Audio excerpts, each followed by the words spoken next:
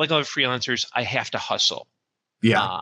I know a lot of people who will, they read quote unquote gurus like Seth Godin and Gary Vaynerchuk who say like, you always got to be hustling. You're not an entrepreneur if you have a safety net and you have a full-time job. And it's like, there comes a point where hustling becomes hiding, and I'd Yeah. rather hustle smart.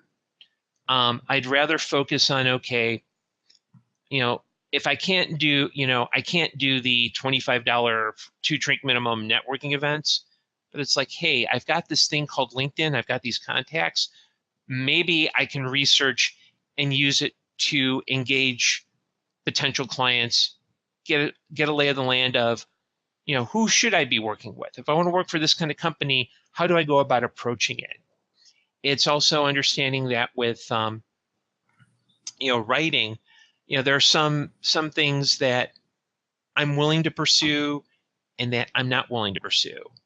Like this past year, there were actually 2 really cool anthologies that I actually that I actually couldn't follow up on because I just didn't have the time. One was a superhero anthology. I had a great idea for kind of a 90s themed street superhero story. And then the other was kind of I think it was 18th Wall Publications who they were looking for.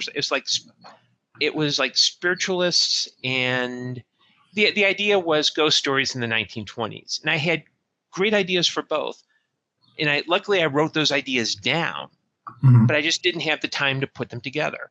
But that's not a bad thing because I now have 2 story ideas that, that I can work on later.